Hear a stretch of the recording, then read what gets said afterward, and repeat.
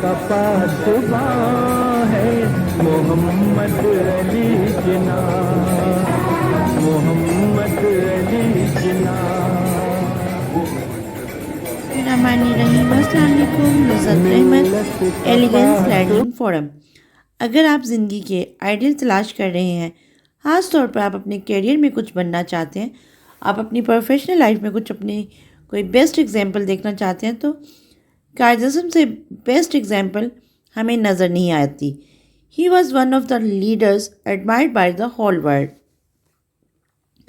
پاکستان کو خوش قسمتی سے قائد اعظم جیسا ایک لیڈر ملا اور جن سے ہم بہت کچھ لرن کر سکتے ہیں۔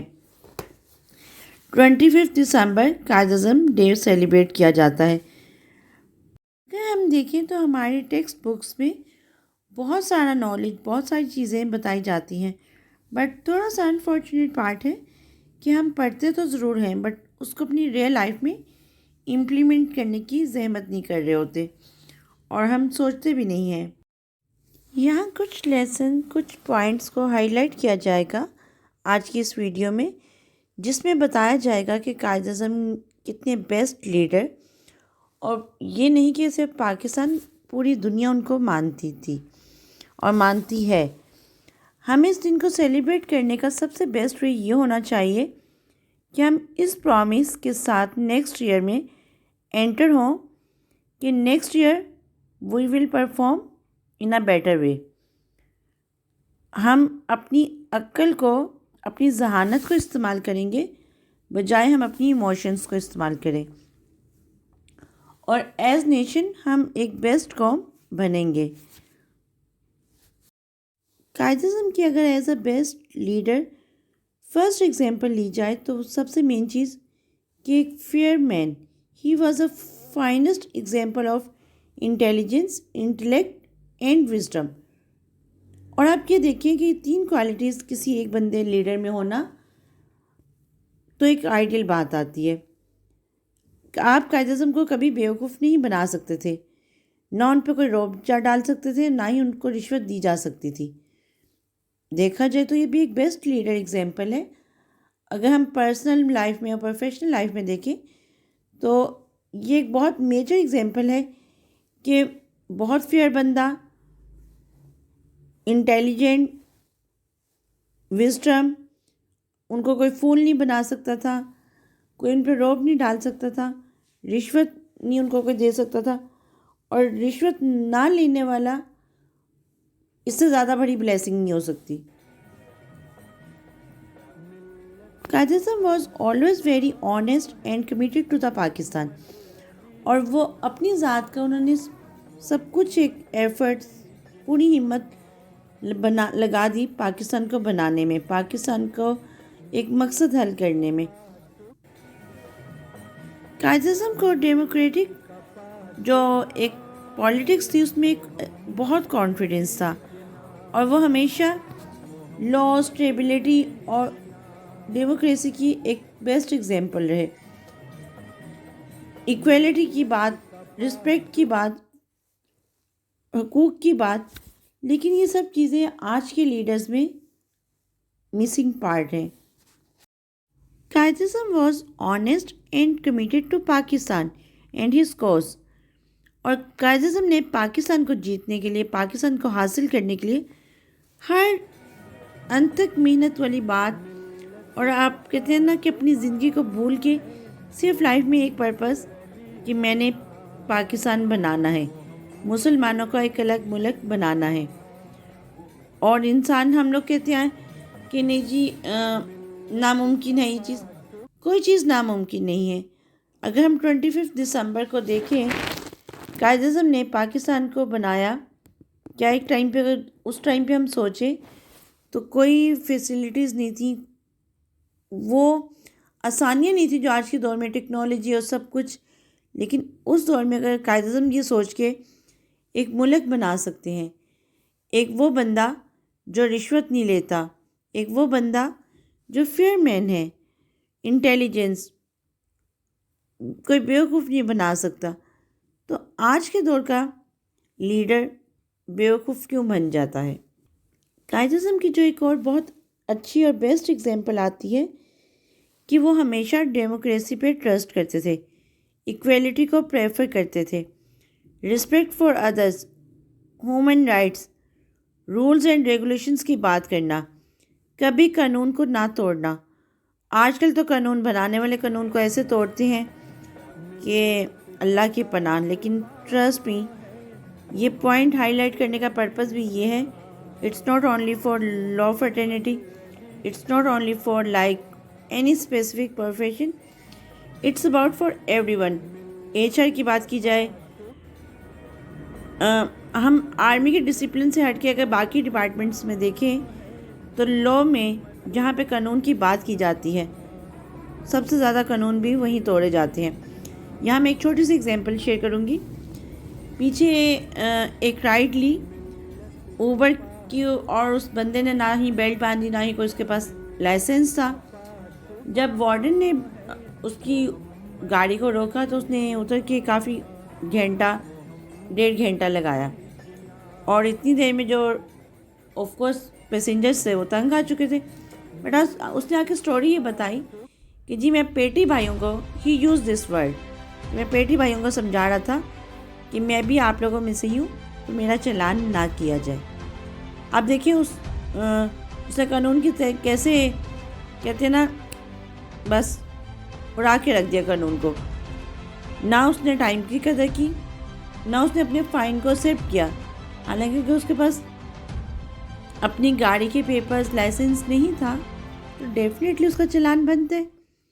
بٹ آج کے دور کا تو اس نے فائدہ اٹھایا نا پیٹی بھائی ہونے کا، اور جبکہ جنہوں نے یہ ملک بنایا، قائد اعظم نے، انہوں نے کبھی قانون کو نہیں توڑا تھا۔ تو ہم کہاں کھڑے ہیں، ہمیں سوچنا ہے۔ قائد اعظم نے کبھی بھی کوئی غلط کام نہیں کیا تھا، بلکہ جو ان کا سارا پیسہ تھا وہ اسکولز، کالجز اور یونیورسٹیز میں ڈونیٹ کر دیا جاتا تھا۔ وہ پرجوش لیکن محتاط تھے، ان کے سیاسی حریفوں کی کبھی خلاف ورزی نہیں کی۔ وہ ٹھوس، مضبوط لیکن انتہائی پولائٹ اور قابل احترام۔ آپ یہ دیکھیں یہاں پہ کتنی اہم بات آتی ہے، پرجوش لیکن ایک کہتے ہیں نا کمیٹڈ بندہ، اپنے حریفوں پہ کبھی کوئی غلط بات، بیان بازی اور اس طرح کی چیزیں نہیں کی۔ آج کے لیڈرز میں کیا یہ کوالٹیز ہیں؟ دوسری بات آپ دیکھیں، strong personality, but on the other side rules پہ رہنے والا بندہ، اپنے رولز پہ کمپرومائز نہیں کرنے والا، لیکن رسپیکٹ کا میٹر بھی جانتے ہیں۔ قائد اعظم ایک ہارڈ ورک انسان، جن کو اپنی محنت پہ بہت یقین، اس سے پہلے کہ وہ کچھ بول دیں اور بول کے فیصلہ کر دیں، وہ سوچنا پسند کرتے تھے۔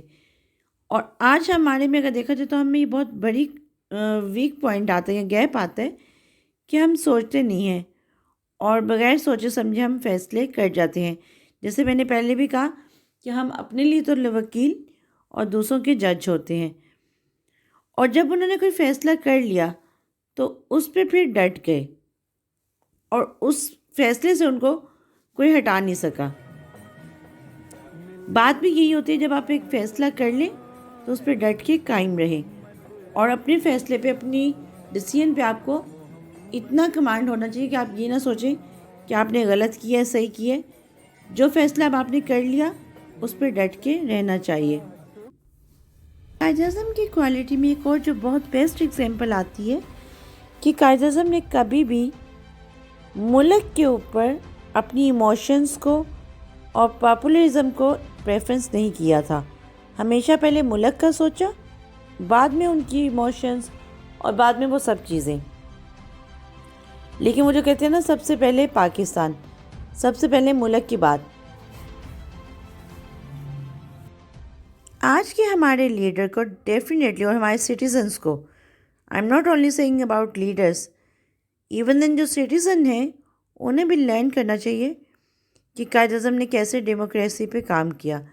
Dignity, respect, fairness, constitutional, democratic, struggle, rules and regulations. ایک کہتے ہیں نا کہ اپنی رسپیکٹ اور دوسروں کی رسپیکٹ بھی.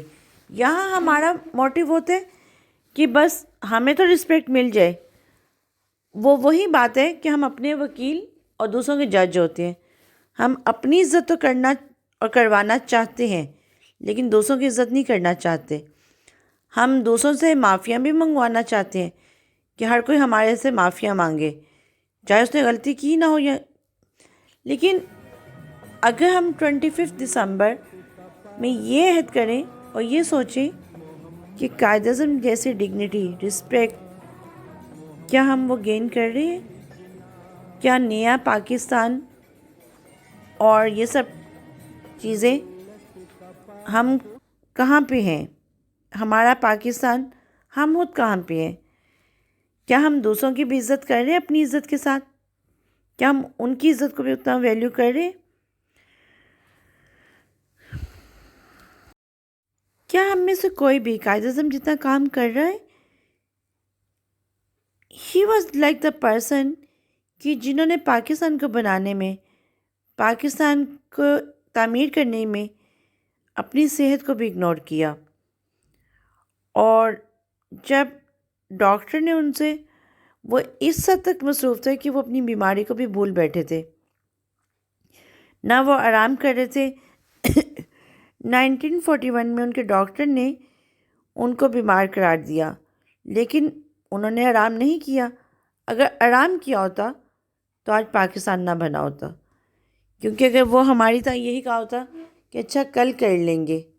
ہم ڈسیزنس میں ویک ہیں، ہم محنت نہیں کرتے، اور ہمیں تو کوئی ایک دفعہ کہہ دینا کہ تم بیمار لگ رہے ہو تو ہم ایک ہفتہ ایک ماہ تو گھر گزارنا فرض سمجھیں گے کہ واقعی ہم بیمار ہیں. لیکن قائد اعظم نے آرام نہیں کیا اور ڈٹ کے لگے رہے. اسی کے نتیجے میں پاکستان ہمیں مل گیا، اور جس کی ہم قدر شاید اس وجہ سے نہیں کر رہے جس وجہ سے کرنی چاہیے. اچھا، اگر قائد اعظم کی لائف میں دیکھا جائے تو انہوں نے کہا کہ میرا پیشہ ایسا ہے